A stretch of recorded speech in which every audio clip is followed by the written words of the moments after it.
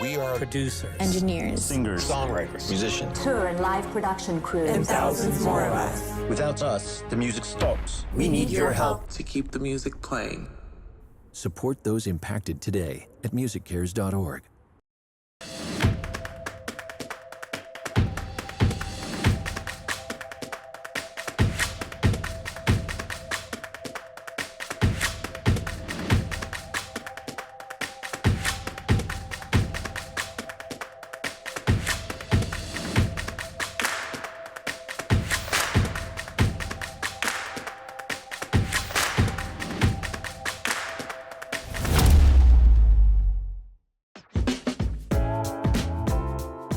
Hello, friends. Nick Cucci, Executive Director of the New York chapter here, and welcome to the sixth and final episode of the chapter series, Conversations. June is Black Music Month, and to celebrate, we've put together a timely discussion, a look back of sorts, on the history of hip-hop in New York City. Since the subject is so vast, this episode will have two parts.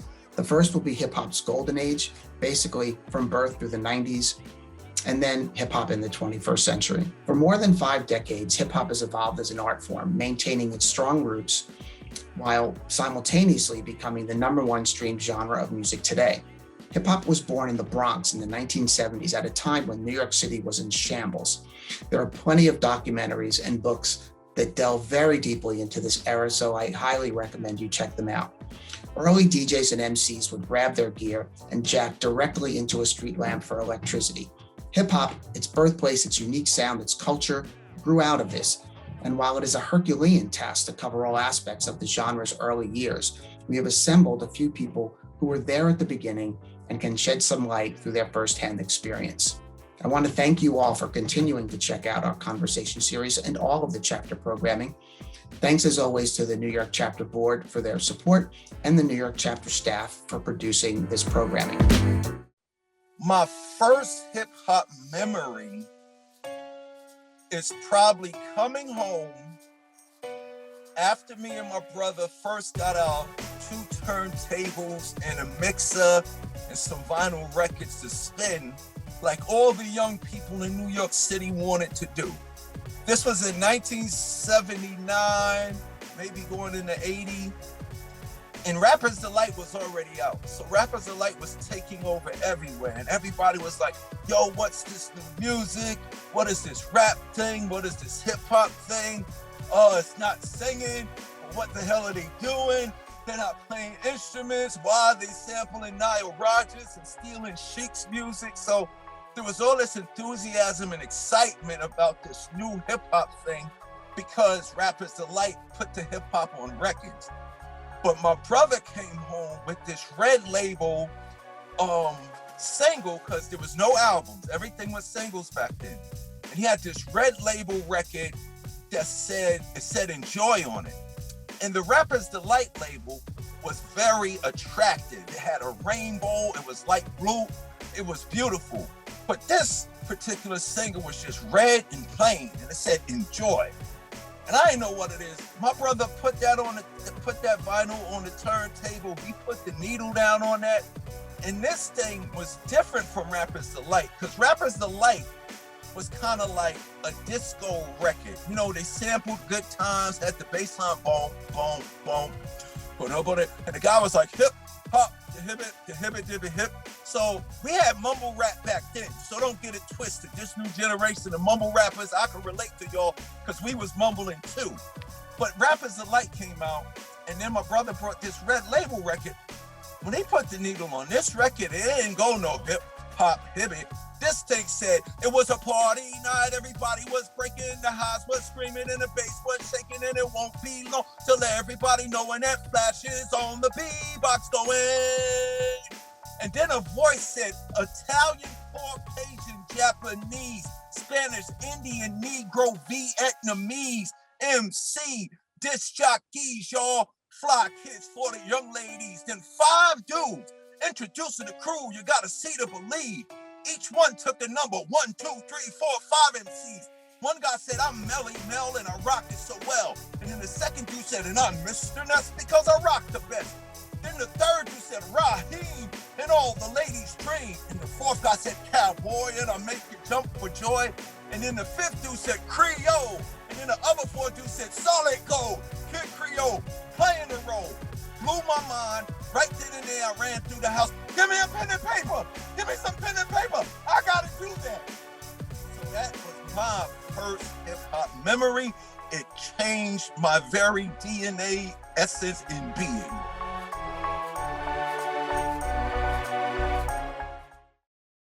Man, I'm so excited to be celebrating Black Music Month. As the vice president of the New York chapter, you know, when you talk music and you talk New York City, I think it's kind of synonymous with hip hop, although there were plenty of other genres that came through New York City. Hip hop in New York City are synonymous because it's the birthplace of hip hop, this amazing genre of music that's been able to take care of so many of us, to give us outlets to create, to provide, to inspire, and so many other things. And it's always great when I get a chance to have a conversation with talent that I'm tapped in with, because I love what they're doing, because I love what they stand for, because I genuinely just rock with the music, you know? And that's who I have with me today. I don't know where to start. Should I go ladies first, or should I save the best for last? I don't know. You know what I'm gonna do? I'm gonna go with Young Devin. Shout out to Young Devin, Brooklyn's own Young Devin. Now, you've probably seen her or seen a lot of your favorite people talking about her. I don't necessarily like the word cosign, but if there's people that you respect and whose opinion you respect, they've seen Devin, they posted Devin, they talked about her, making a whole lot of noise in the city. And she's from the borough, Brooklyn. You know what I mean? Shout out to Young Devin. What's going on with it? What's up? How you feeling?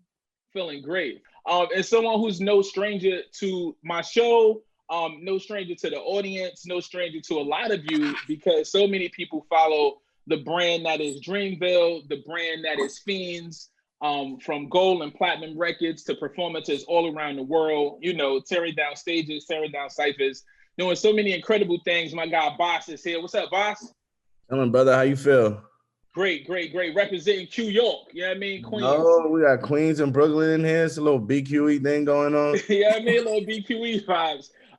And like I said in the intro, being that New York City is the home of hip hop, the birthplace of hip hop, I wanted to start right there. I wanted to start with inspiration, how you guys got into the music, you know, not necessarily the people that inspired you just yet, but what are some of the things that made you choose this crazy life as your profession, as your calling? Devin, I'll start with you. What got you into the music? When I started doing music when I was 7, my family's from Trinidad. So we have a genre of music called soca, you know, it hones in from the Caribbean. And it's a really big genre when it comes to, you know, the Caribbean aspect. And I did like a talent show. My school had a heritage day and we had to do a song from your culture. And so, of course, I did a song from Trinidad, the soca song. The performance went super well. And then we went, my mom, she has a friend who's a radio host. He put me on the radio. I sang one song on the radio and I started getting booked for shows immediately. And then I started touring and traveling, you know, for like a year straight with no song, just off the strength of I was the only child in soca music. So it was like a never before seen thing. And yeah, I went like a year of touring and then I finally released my first single when I was like 8. And that was like the biggest song. Like if you were like a kid in the Caribbean at the time, that was kind of like the biggest song for all of the kids. And I started performing in like Trinidad, like with Masha Matano, like selling out shows in stadiums, like 30,000 people, and, you know, selling out my own shows overseas. And I always just felt like soca music wasn't as mainstream and I wanted to be the artist to bridge that gap. So whether it be hip hop, R&B, pop, I always said that I would transcend into a more mainstream genre, take over the culture, because, you know, it's still a part of me being from Brooklyn, and just introduce the world to such an amazing culture. And that's exactly what I'm doing and the steps that I'm taking. It's crazy. I wonder how much of that soca background and Caribbean background plays into your flow, the way you deal with pockets. I remember watching the Biggie documentary, the latest Biggie documentary not too long ago. And it was talking about his Jamaican roots. Right, his Jamaican roots and the jazz influence and how he was almost scatting on the track. How do you feel that that's been able to benefit you, you know, throughout your recording and becoming literally like this crazy when it comes MC? to like flows and my cadence and everything, like just the way that I write songs, I still format my songs the same way I would write a soca song. Like when it comes to melodies, a lot of my melodies and a lot of the things that I hear, the reason why it sounds so unique to like maybe the more urban genres because it's Caribbean sounds. you know, or just the way that I say certain things or flow in certain songs, or my twang, I might throw it in and to say a word and it might sound a little different and give you a little oomph. That's all from that Trinidad flavor, that Trinidadian feel, and I infuse it into my songs. And then I have songs where I'm straight singing in like a Trini accent, like I'm fully on Caribbean beats. So I definitely try to infuse it to as much as possible. But yeah, Trinidad and the Caribbean roots definitely play a big role into just my whole aura when it comes to me as a MC. Absolutely. And I think that's part of what makes you unique. Boz, you are very unique as well, from your background, your birthplace, your heritage, where your parents are from. You know, please explore it all with our audience. Yeah, my family's from Sudan. So I spent a lot of time throughout my childhood just traveling a lot of the African continent. You know, I got 4 older siblings, so they're always putting me on the world music. But it was everything, you know, it was everything from like African music to like Mobb Deep and Nas on the other hand, you know. So it was just kind of taking it all in, growing up with all those influences. And then really I started DJing with my older brother, DJ MoMA. He gave me like a laptop to start opening up his gigs. And that was the same laptop I would go after gigs. And I remember one night I was just with the homies and we pulled up GarageBand and they were like, yo, let's do a freestyle. And I was like, you know, like, man, I don't rap, bro. Like everybody rapping, I don't rap. And then like, you know, I did it. And then I found that I never really had a form of artistic expression my whole life up until that point. And it's like, it's really incredibly addictive to find that, you know, find a way to express yourself, you know, whether it's paint, you know, poetry, or for me, it was music and songwriting. And from there, it was just something where I really want to hone in on the craft and just get better every day. Absolutely. Now, when we talk about the city, New York City, as we celebrate in Black Music Month, and like I said, there's so much music and culture that comes from within these 5 boroughs. What are some of the who are some of the artists, or what are some of the things that inspired you locally, you know, from just your parts of the city, or artists that may have inspired you, or just people that you pick from or learn from? Who are some of those people? You know what, man? I think there was an era of mixtapes like back in the early 2000s when it was like G Unit, like 50 Cent is the Future, like Crazy. No Mercy, No Fear, all the D Block mixtapes. And I think it wasn't just about the music, even though the music was amazing. I just vividly remember like all of us riding a bus, you know, to get to Jamaica Ave, to the terminal, you know, to see like what's the new mixtape that they got at all the mixtape spots, like bouncing around all the mixtape spots, trying to just pick up new music, find new gems. I think those were like very formative years for us, for sure. Absolutely. And what about you, Devin? Yeah, I definitely was inspired by New York when it came to hip hop. This is the home of hip hop. Like when I first fell in love with hip hop, I was watching a Nicki Minaj documentary called My Time Again, and just seeing how hard she was working and things like that is what first really kind of made me pay attention to hip hop. Then I started listening to albums differently. Like that was the first time I caught a punchline in the metaphor. That was at like 14. So then I started getting into artists like Meek. I started getting into artists even like Jay-Z, DMX, Jadakiss, and I fell in love with Lauryn Hill because she kind of made me feel comfortable with telling my story and putting melodies and raps together. Because, you know, coming off of doing soca music, I always just felt like, okay, I'm going to keep the rapping and soca things separate from each other. But hearing Lauryn Hill and, you know, hearing that she sang just as well as she rapped, it kind of made me realize that it's possible to do both and blend the two. So I just started mixing up all these different artists, and even out of New York, just from different places in general, and just figuring it out and putting it together. For sure. You spoke about 2 really iconic names in music. When you speak of women, you speak of Nicki Minaj and what she's been able to do, you know, in the rap space. You speak of Lauryn Hill and what she's been able to do in the music space. How important do you think it is to have like that type of female representation for a young woman like yourself coming up in the game?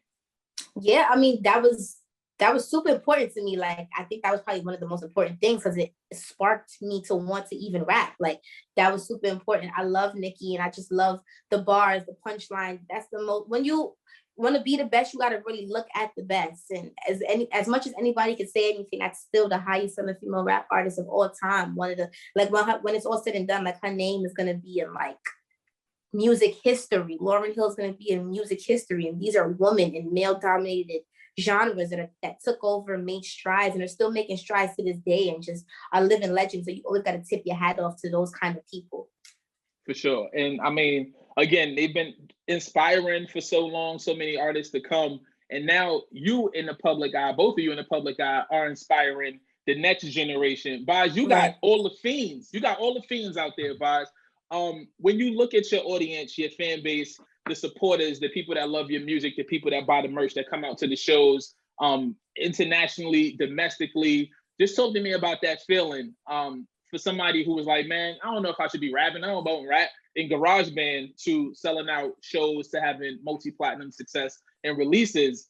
What's that like? I think the best part about it is, you know, really building community, finding like these like-minded people all across the world that, you know, subscribe to your thoughts or the things you're expressing, what you're sharing with them, and they relate. And then in turn, you know, they're putting on other people and growing your support base. Or, you know, I get stories of people like, yo, I was online for the club and somebody saw my shirt and was like, oh, like, you rock with the Fiends, and they pulled me in like with them. And like, it's just little stories like that I get a kick out of, just to see that, you know, if I put out good energy in my music, that then my supporters will take that and kind of spread that all over. Absolutely. I want to talk about New York City, right? Because obviously New York hip hop started here, birth here, went crazy, went international, went national, went worldwide, and then the West, and then the South, and then various parts of the country. But now it feels like the conversation, where it hadn't been in New York for a really long time, is back in New York, with so many artists popping off from New York at the moment. Talk to me about that, the pressure, the stigma, or anything that comes along with maybe preconceived notions about being a New York artist. I don't really feel like it's a lot of pressure when it comes to being a New York artist if you know what you're doing. Like, you know, if you're a spitter, you're gonna do what you gotta do, and you're gonna step up to the plate when it's time, you know? So I, you know, speaking for myself, I've definitely always pushed my pen, and I've always focused on my writing skills. And I grew up, and not, you know, necessarily even grew up listening to, even though I did, but I more so studied that golden era of hip hop. And it was just like real spitters when it was, I watched a video of Jadakiss just being at the radio show and just blazing it down, freestyling, still on YouTube. Right. It's just like those types of things I would watch over and over again, to the point where it started being like muscle memory for me, you know, to the point where I would look at a word and try to see how I could turn it into a metaphor, you know. It's just, rapping is like a sport. And so I feel like when you push that pen, no matter where you're from, it's gonna work. So I don't ever really try to even think of like, you know, oh my gosh, I'm from New York, it's a lot of pressure. I actually use that as one of the biggest things for me to keep going. You know, it's just like, I'm from New York, so I'm gonna represent and make sure that I show my culture and who I am in my city and where I'm from. For sure. Do you feel like people think you should sound a certain way? I don't think people think we should sound a certain way, but I do think that people expect like a certain, you know, type of sound from New York artists at first. Like, they might expect you to be like a little aggressive or a spitter, but it's so many ranges of artists nowadays. Like, you got people from Pop Smoke to A Boogie to Jay to like, it's been so much different ranges and phases of like hip hop in New York that, you know, it's really hard to try to categorize somebody from the city, which is a thing that I really do love, because it goes to show you that it's really a boiling pot of different things and we all could represent in different lanes. Absolutely. Boz, what do you think? I agree, honestly, completely with what Devin said, because when you look at it as an artist, you just have to tell your story authentically, first and foremost. You know, and I think being from New York, that's just like a badge of honor. That's a matter of pride. Like, we want to put on, because of the great lineage of our city, you know, of our boroughs, we want to be part of that conversation. But I think at the end of the day, it's never really had an effect on the type of music I make. I'm just going to make what I'm inspired to make and tell my truth and really just express myself honestly. And then, you know, where I'm from is where I'm from. Like, nobody could take that from you. Absolutely. I got a chance to speak to some iconic hip hop creators, pioneers, you know, from all walks of the business. And I wanted to draw the parallel from where it started to where it's at right now. And there's so many ways to connect those dots. But I want to hear from both of you what it's like to be an artist modern day, 21st century, with technology, with social media, with direct to consumer, with all of these different platforms and options at your fingertips. What is it like to be an artist in modern day? Well, I feel like, you know, for my generation, to be an artist modern day, you got to be more than an artist. Like talent in the music is really like 10% of selling yourself as an artist. And of course, it's always been like that. But, you know, before social media, and I was just discussing this, like even little things like how people react to celebrities are so different now. Like before, people used to see celebrities, they'll pass out, they'll faint, they'll chase your car. There'll be so many people running. Now you see a celebrity walking on the street, they're like, oh, that's so-and-so, because social media has made people feel so available and used to you. So as an artist, it's like, you got to be an artist.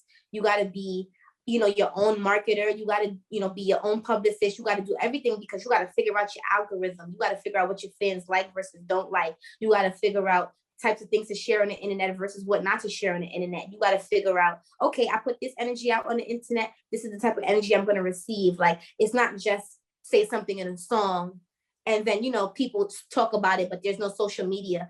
Everybody has social media now. Everybody has a room full of opinions and a room full of judgment. And so as an artist, I do say it's more pressure in that sense on the social media end because it's so much more and you get to receive and see literally everything. And, you know, you got to make yourself available. Selling yourself nowadays is kind of like one of the biggest things, like your personality, who you are. But as long as you stay true and authentic, it's only but so much the pressure on social media could really cave in. I feel that. Yeah, I mean, Devin, you're wise beyond your years, for real. Like, Thank you. I appreciate it. yeah, no, I feel you 100%. It really is 24/7 now, you know, but I think, I guess on the bright side of things, it's made it a lot easier to find your fan base. I think it's made careers for a lot of artists that, you know, prior may not have gotten a chance or may not have gotten a look or the opportunity to even find their fans, because now it doesn't necessarily take all this money to market you when, you know, in your really in your fingertips, you can go ahead and put all this content out to the world and see who comes back and who it resonates with.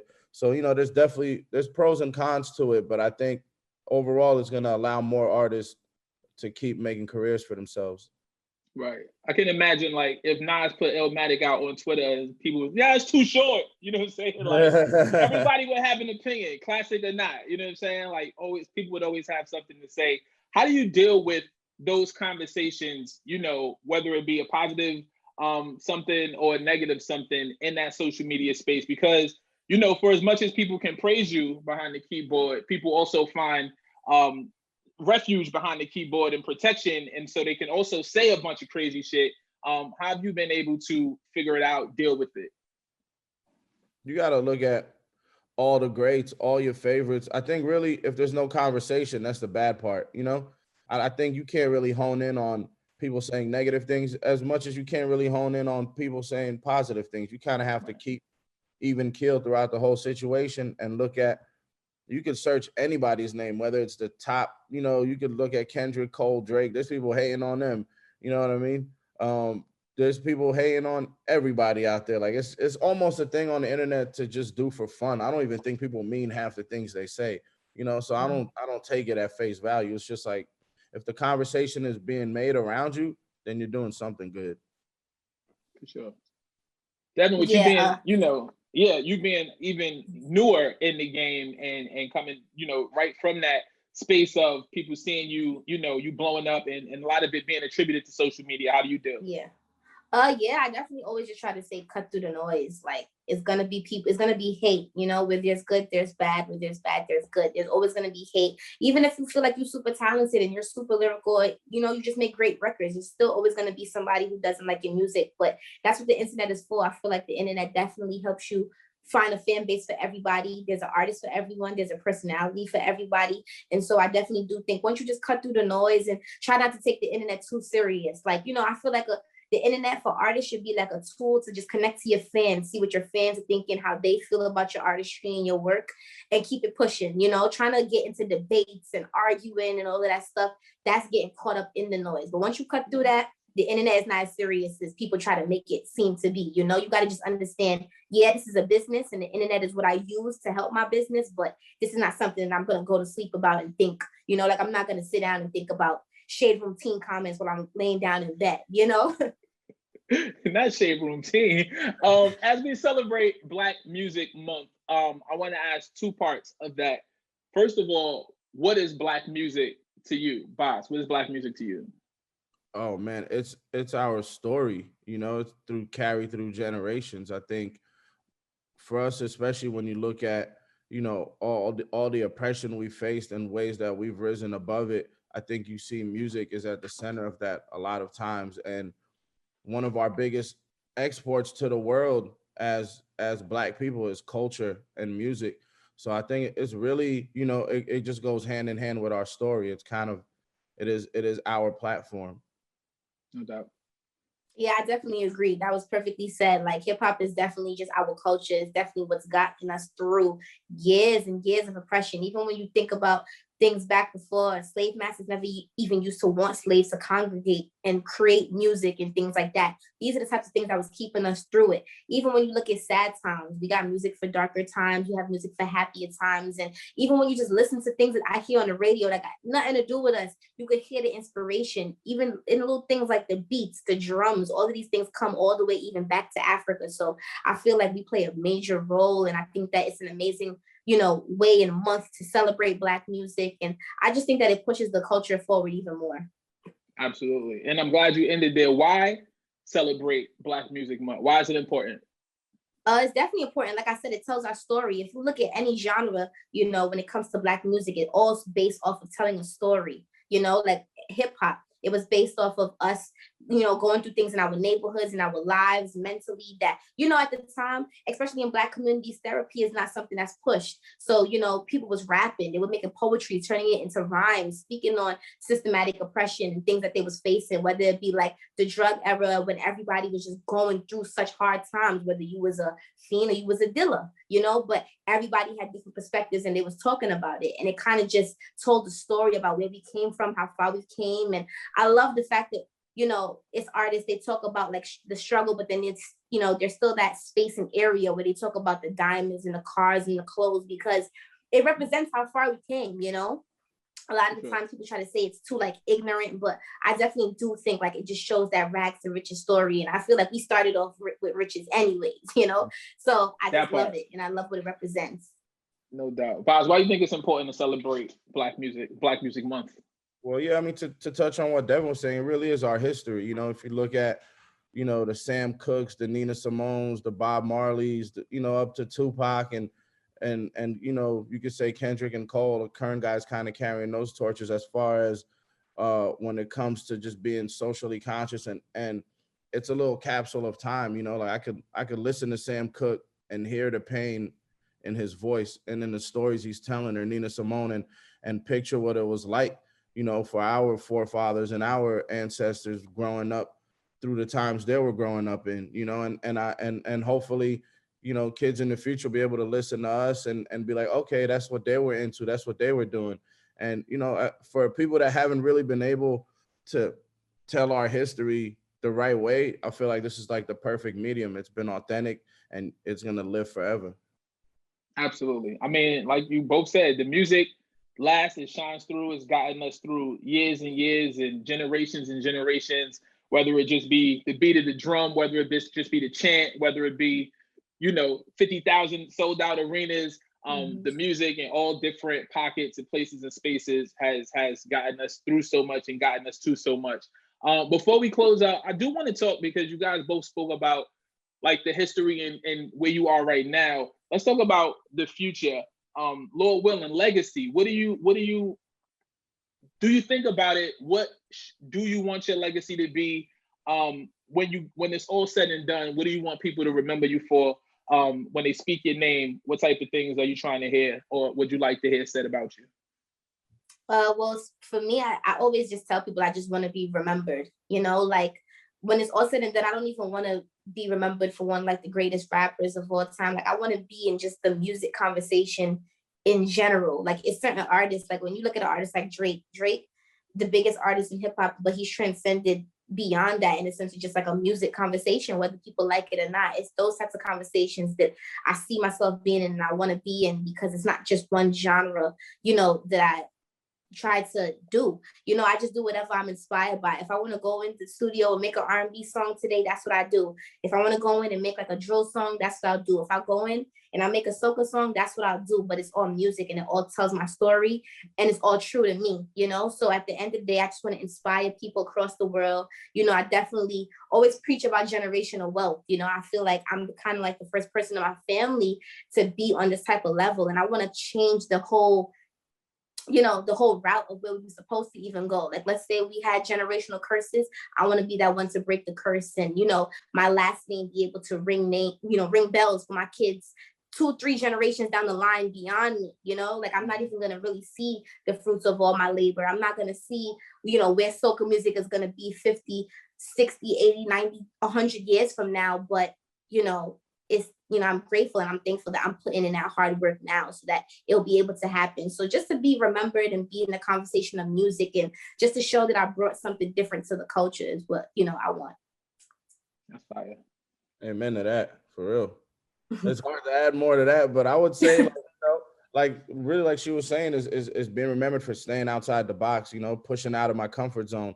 Like she said, she can go do a soca track, go do a drill track, go do an R&B track. In a lot of ways, I feel the same, is that, you just keep pushing yourself to try new things and keep pushing yourself to just grow out of your comfort zone. And if people respond to that and remember you for that, I think, that's a hell of a compliment. Absolutely, absolutely. And I love the fact that you touched on the generational wealth.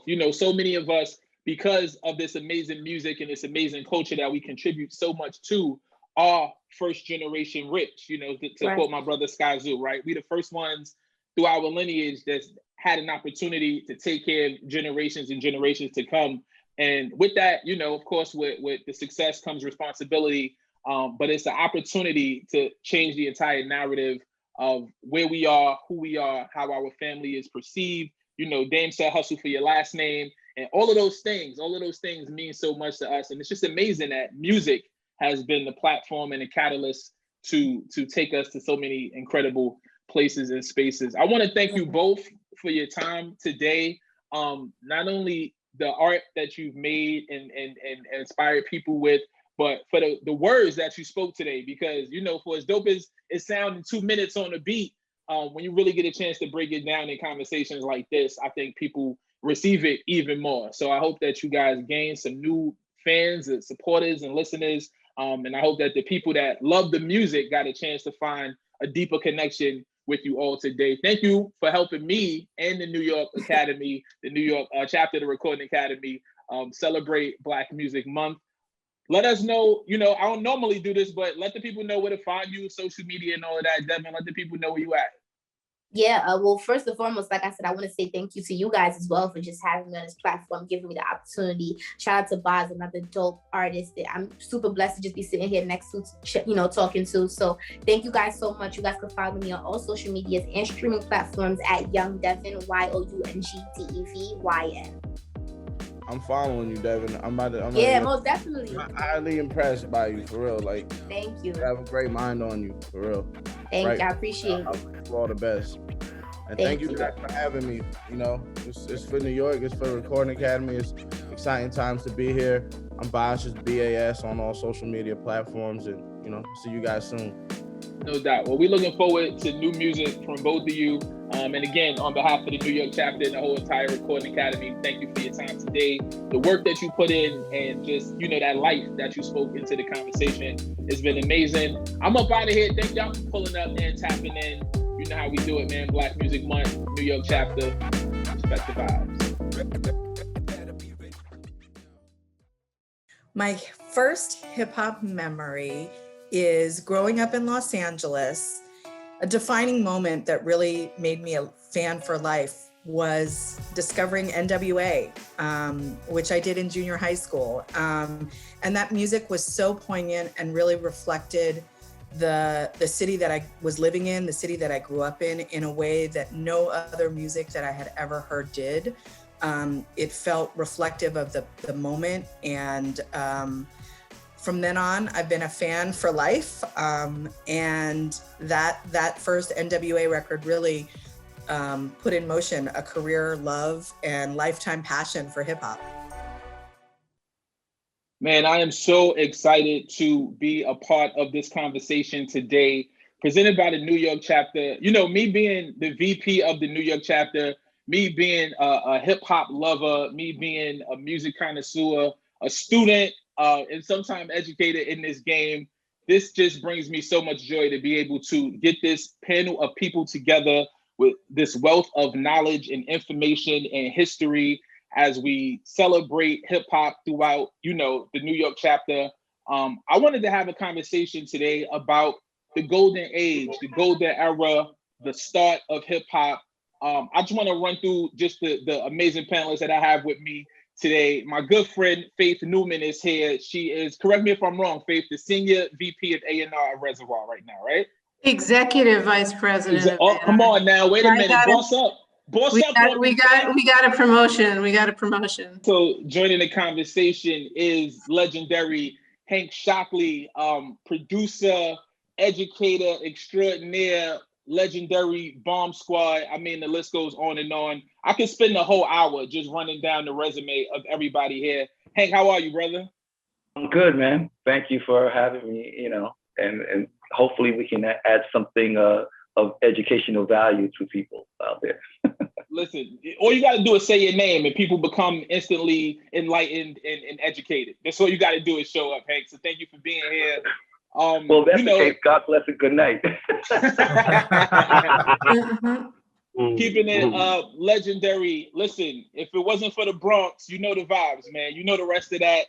I don't even know where to begin, but basically at the beginning, Grandmaster Flash was there. Hip hop historian, educator, DJ, innovator, just an all-around great guy. And thank you first and foremost for not only being here today, but being the reason that the rest of us are here today as well, man. How are you?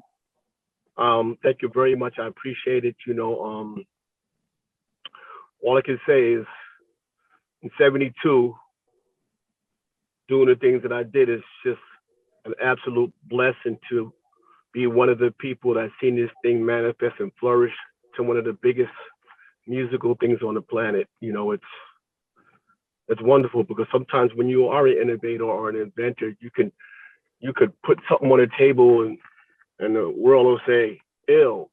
You know, for us, it was like, oh, what is this? Right. You know, and just that there, just that little bit of, oh, what is this? You know, kind of propelled this thing to take it to where it is. So it's actually a blessing to even be on this conversation. Thank you. No, absolutely. And we're blessed to have you here. And I definitely want to talk about that, you know, because when you are at the beginning or the forefront of something, although you might understand that it's something magnetic and powerful, the foresight to see where hip hop is today, I definitely want to touch on that. And Rocky, I wanted to go to you last because I feel like what you're doing with the Universal Hip Hop Museum is really bringing all of these like-minded people together and really shining this light on hip hop and the culture and the artifacts and the participants of it. Rocky Bucano is here. And just briefly, let us know, you know, as I know that it's still being put together and developed, but let us know what the Universal Hip Hop Museum is. We call ourselves the official record of hip hop. Our mission is to document, preserve, and celebrate hip hop history on a global level, starting where it began with my boy Flash, who I've known from the very beginning, all the way to where we are today. So, you know, we want to make sure that everyone's story is properly documented, celebrated, and presented to the world in the most authentic, you know, way with the most highest level of integrity. And that's what we work on, you know, working with educators and historians and scholars to make sure that those stories are not only, you know, preserved, but when we, you know, when we showcase it to the world, make sure that everyone is represented the way they want to be represented. I mean, you talk about day one. If you could go back a day before day one, Flash, you were there, man. Talk to me about, you know, your beginning and your start in this hip hop. Before it was a culture or $1 billion business, it was something that you guys just started to create and bring to reality. as a very young boy, I used to watch my dad come home. He worked for the Long Island Railroad, the track repairman. And Dad would come home, have his spirits, and Mom would cook dinner.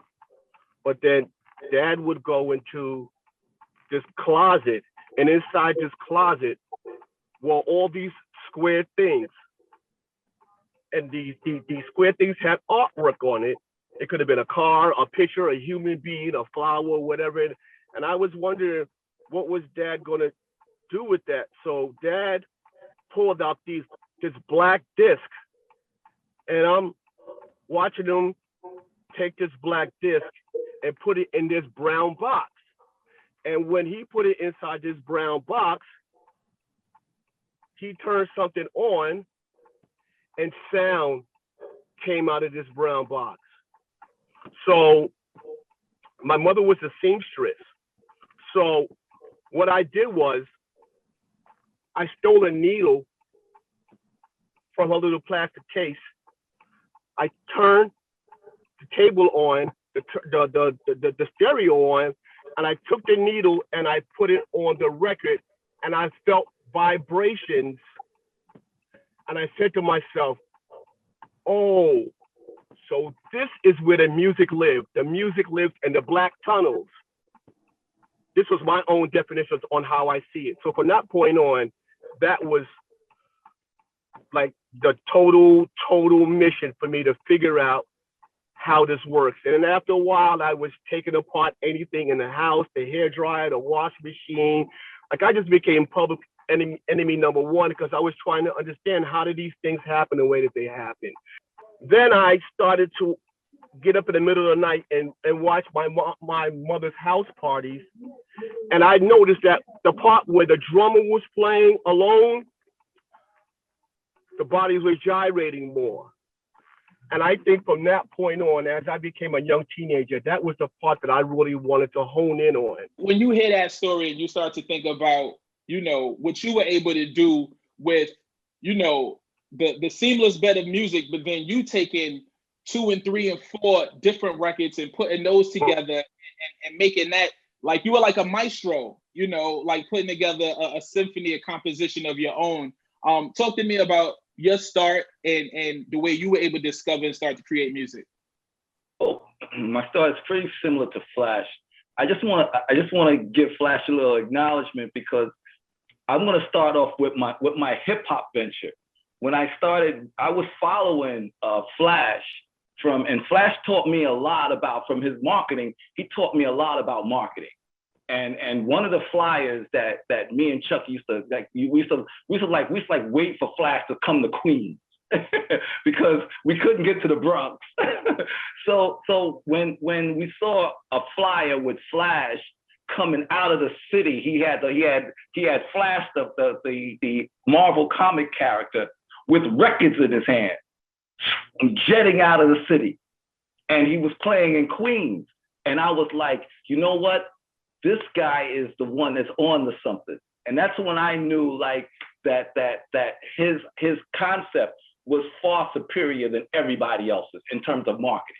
And the fact that his name was GRANDmaster Flash. And I'm a comic book fan. So I'm like, oh, this guy's amazing. And so but the one thing about it is that when I listened to a lot of the records that was coming out of the Bronx, that was coming out of Harlem, and I've noticed that they use bands to make their backbeats and to make, and to make their instrumentation. And I was saying to myself, was like, well, they play records at the live show and they rock on the records.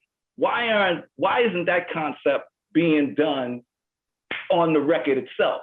So that's when I decided to explore that dynamic, is be able to take records to make other records, which everybody else was going to studios and have musicians go in there. They'll have a drum beat going on, maybe a drum machine playing, and then they'll have a bass line and they'll have keyboards on that and stuff. And I was like, nah, I want to take records to make other records. So with that, kind of like born the kind of like Bomb Squad, Public Enemy, sound. I mean, and what an amazing sound it is. It's definitely like the soundtrack to my upbringing. But before I was here, so many of you were already creating and manifesting this thing. Rocky, as your time as a DJ, as a promoter in the clubs, running those streets, when you heard hip hop, just give me some of your earliest and fondest memories. So, I used to run around New York City with my cousin, Pete DJ Jones, and I was a DJ at the Stardust Ballroom up in the Bronx. And, similar to, everyone else's stories, I used to play when I wasn't playing in the clubs. I lived in the Valley, so we have a big park called Hafen Park up in the Valley. And I used to play outdoors in the Valley Park. But one of my favorite memories was actually when we brought Flash to the Stardust. And he was playing on Pete's set. And, it was Pete, myself, and I forget who the other DJ was. It was like 3 DJs, but Flash was like the guest DJ. And this was pretty much the first time that a lot of people from Uptown got a chance to see Flash.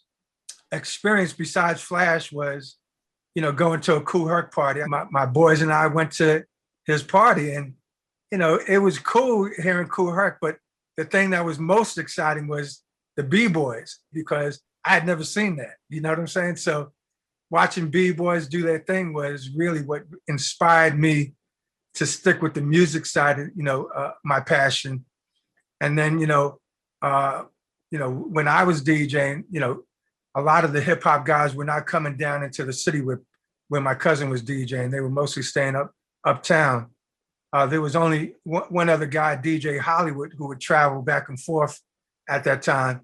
And, he was a one-man show. He used to rap on the mic and play the music and, do it all. So whereas Flash would have his MCs and I had MCs as well, Hollywood was a one-man band like Starsky, almost similar to Love Bug Starsky. Those guys could rap and DJ at the same time. So those are my earliest, memories of hip hop. But Flash is at the top of the list because, when I saw him before he even, at that time, he didn't even bring his MCs with him that night. It was just him on the turntables. So, it was very exciting to see that.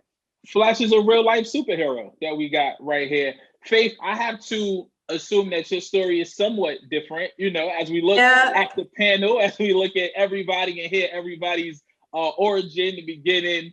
Yeah. How does yours vary? Well, I grew up in Philly, so, my experience in the early days of hip hop is a little different because it took a little longer for things to migrate from New York to Philadelphia.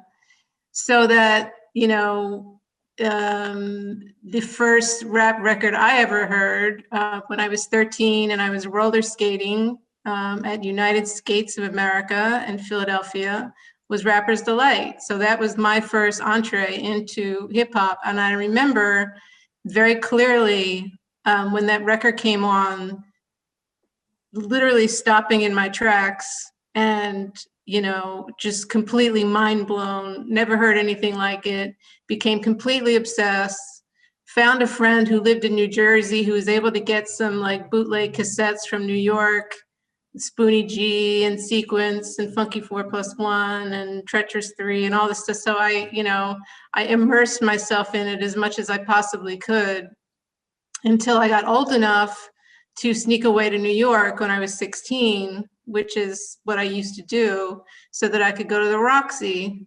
and tell my parents that I was staying at a friend's house, got on the Greyhound bus, went to New York, went to the Roxy. First night I went to the Roxy, it was just mind blown. Planet Patrol was performing. I know Bambaataa was there. Melly Mel and Scorpio were like walking around in the crowd. Rocksteady was there. People were doing graffiti on the plexiglass. It was like heaven for me. Just heaven.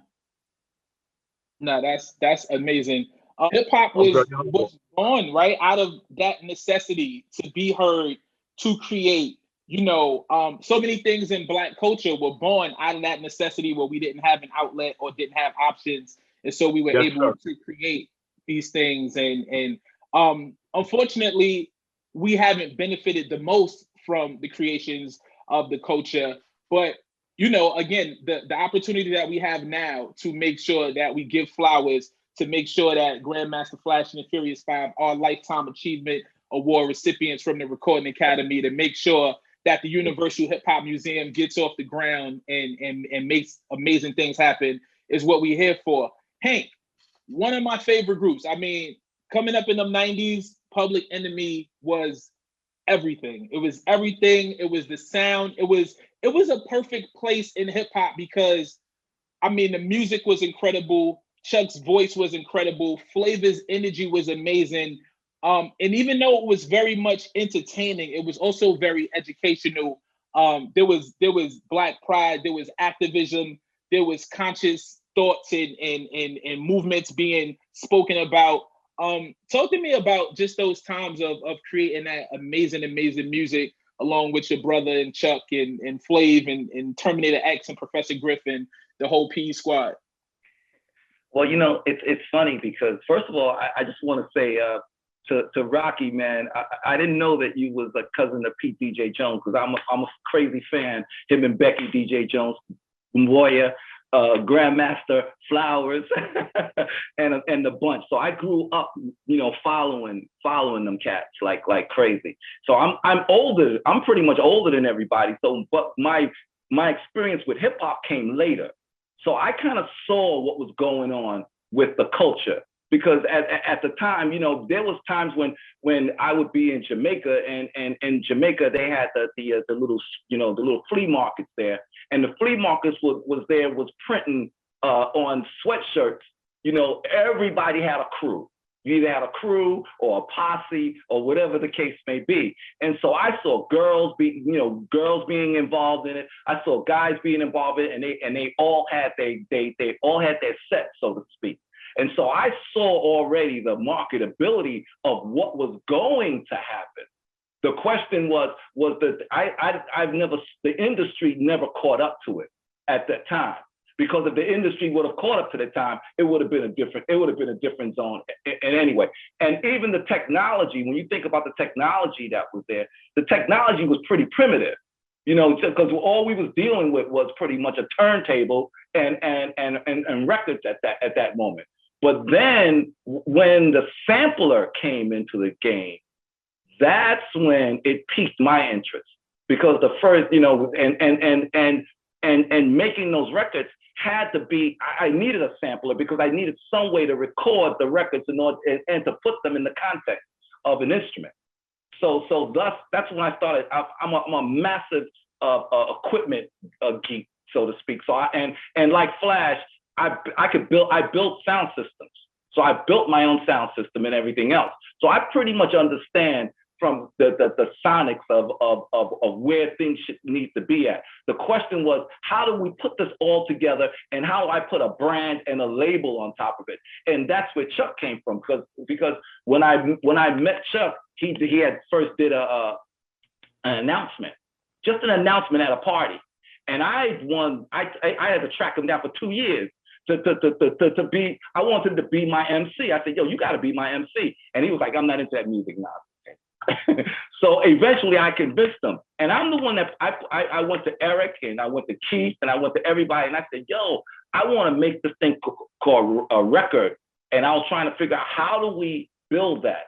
Now, Chuck at the time was a guy that was more like, he was serious. He was and Flavor was kind of like spirited. He was street. He was everything that was the opposite of Chuck.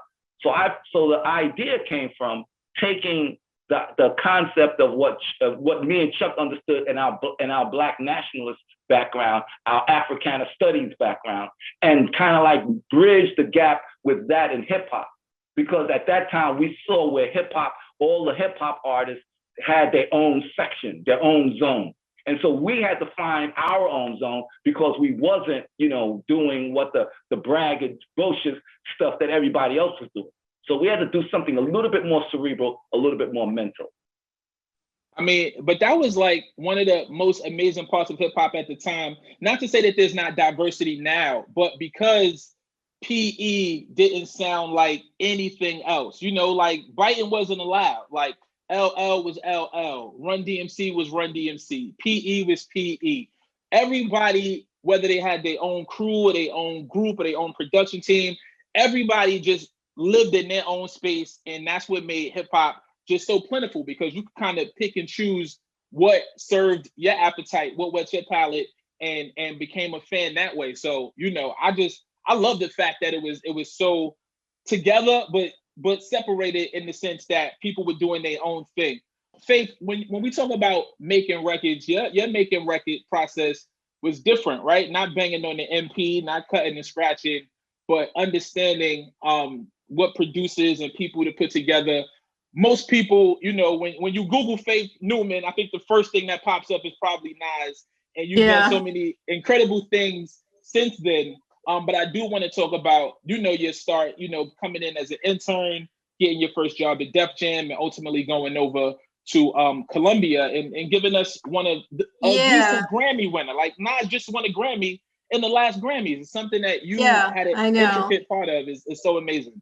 Yeah, it is pretty amazing to watch his ascent. It's been really exciting for me. And no, I actually, you know, had moved to New York by 85. I got my first internship at a company called Select Records with UTFO, Real Roxanne, Whistle. That was my first internship. I got a second internship at Columbia Records later in 86. And then by 87, I got an offer to work at Def Jam from Rick and Russell. So I came over there. I basically spent the first 6 months of the company kind of putting together the administrative foundation of the company, because there really wasn't one. Everything was kind of fast and loose, you know. They didn't like have a PO system for the studio, and like none of the writers had, or the artists had signed up with any PROs or anything like that. So I spent a good deal of time putting that stuff together and creating basically the A&R administration department, and then going on to do more creative A&R.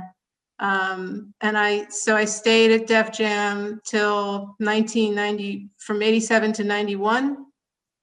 Went over to Columbia in 91. 2 weeks into my tenure at Columbia was when, you know, I had been looking for Nas when I was still at Def Jam. I think everybody was, you know, and you know, I had tragedy like take me to Queensbridge to try to see if I could meet him and all this stuff, you know, and talking to Large Professor about him. And ultimately, Serge came to my office and he said, you know, this kid you're looking for, Nasty Nas, you know, I have his demo tape right here. It was a 2-song demo tape with the original version of It Ain't Hard to Tell and a song called Just Another Day at the Projects. And I told Serge that he couldn't leave until we had a deal on the table. I went down to my boss, who's David Kahn, who's the head of A&R, and I said, you know, you don't let me sign anything the entire time I'm here. I know that I'm new. You have to let me sign this kid. And he agreed, and we went and we did the deal, and then took 2 years to make the album. Crazy. That process though was different, right? With you having such a mix of producers on the album, because like I spoke about before, people kind of had their own crew and their own sound, and like plucking Pete Rock from Pete Rock and Sale Smooth, or plucking Tip from Tribe, or plucking Cream from Gangstar. What went into that thought process? That I gotta say, that was Nas, man. That's what he wanted. He wanted the best of the best, and that was his, that was his concept, and the rest is history. Absolutely. And still, as you see it taught in schools and so revered, just one of the greatest, not just hip hop albums, but just one of the greatest albums. It's a work of art. And yeah, absolutely. As we speak about art, Flash, the art of DJing at this point has changed, evolved, gone forward, gone backward so much. Talk to me about the DJs that you see now. What are your thoughts on where the culture is now musically? And just, with the advent of technology, obviously certain things become easier, but then you're not as skilled as you once were. Well, for me, I think from where I come from and from where I'm sitting, the DJ and the rapper, whether it was a crew or not, they were always one unit. That is now no longer the case. So you don't, like, today's artists, the rappers, a good majority of them do not use the DJ, but here's where I think if a person is going to go see a show of an artist, like when you record the record, that's perfection, right? You go in, whether the artist has to punch the vocal or whatever to get it right, and whether the producer has to mix the record to get it right sonically. But I think the pinnacle of a performance is to see an artist without the assistance of the perfection. But I think what separates the men from the boys when it comes to this hip hop thing is, or whether it's pop or rock or whatever, is to see your favorite artist do it impromptu without the assistance of the technology. And the example I'm going to use is Jay-Z. When he first went to the Garden, it's like he would do a song, and then he'd say, oh, F it, I'm going to just spit a cappella. Or his DJ would throw something in that had nothing to do with the album. Like, I think a performance should be unperfect. And that's how you see the human in the human. And with the DJ being missing, it becomes perfect. But hip hop is not perfect. And I'll use Hank Shocklee as an example. He was a genius at connecting 2 seconds of a James Brown sample, then a Baby Huey, and then a whatever. And all these things were sonically imperfect. Once he strung it all together in the sampler, but that's what made it magic, and that's what made it dope. It's because that 2 seconds of that James Brown sample connected to Thin Lizzy or whatever, or Queen or whatever. All those songs have different sonics. But when you're listening to that with Chuck over the top of that, that's hip hop. Unperfect. Absolutely. And absolutely. And that's pretty much, and that is the basis of hip hop in its inception. The unperfect, putting together and making it some kind of unperfect perfect. For sure. And that's why when I was human sampling, and then the genius of Hank Shocklee to take the samples and put it together and put a vocal on top of it, it's a reason why it blew up. Right. It's a combination of a great vocalist and incredible artist of these samples, and the intertwining of these things is what made it incredible. It had to work.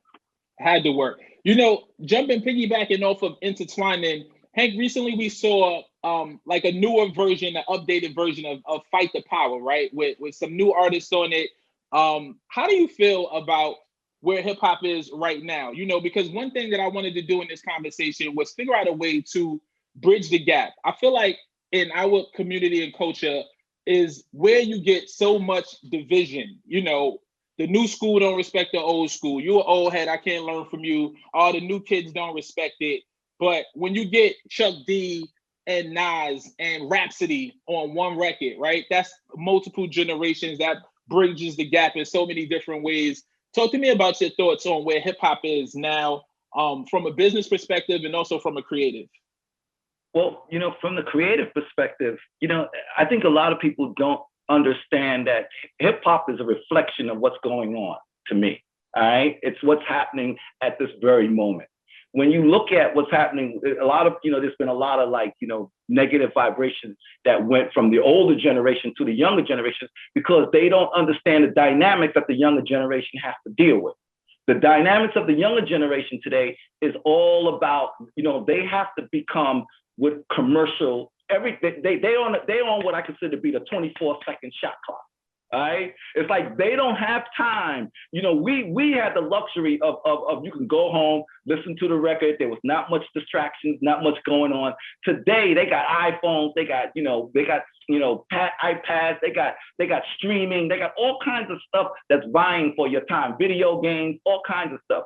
So they have to be able to give you the song in 5 seconds.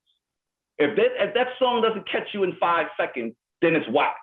And so that's the dynamic that I think is intriguing, because now what it does, it brings me back to the era of the 50s when songs were commercials. And they had to have a jingle, a catchy phrase from the beginning and a catchy phrase in the middle and a catchy phrase at the end. Well, that's the same thing that's happening with hip hop right now. That's why I'm loving it. Because they don't have much time to get their point across. So they got to be quick and dynamic. The same thing with sampling. We didn't have much time to get our point across. So I need to get a lot of samples in a short period of time, because I didn't want to lose the attention span of people. Rocky, this Universal Hip Hop Museum, when are we looking to break ground? And what steps do we need to take? What can we do after we finish this conversation to help push that along? Because as much as we love what's come from the past, we want to revere it. We also want to give the newer generation to understand why, if you're inspired by 2 Chainz, he signed to Faith because she signed Nas, who was on Def Jam with Public Enemy, who was inspired by Grandmaster Flash. These dots get connected. What can we do to help bring the museum to fruition? Well, the purpose of the museum is to make sure that all the dots have an understanding. So that's one of our mission, is to promote understanding of the culture.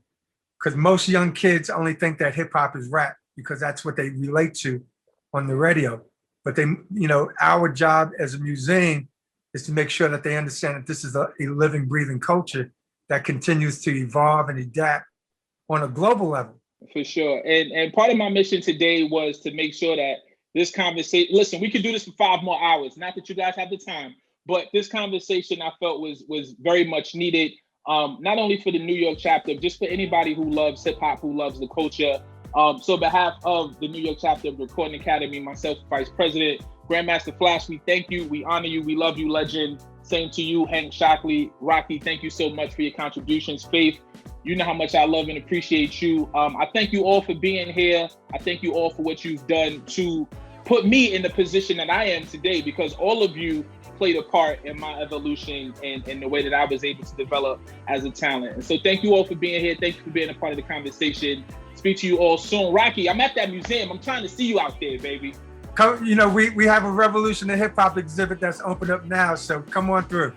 Amazing. Thank you all for being here, for your time. Thank you. Peace Thank you, Torae. Thank you, guys. Bye, Thank everybody. Take care, Hank. All right, man.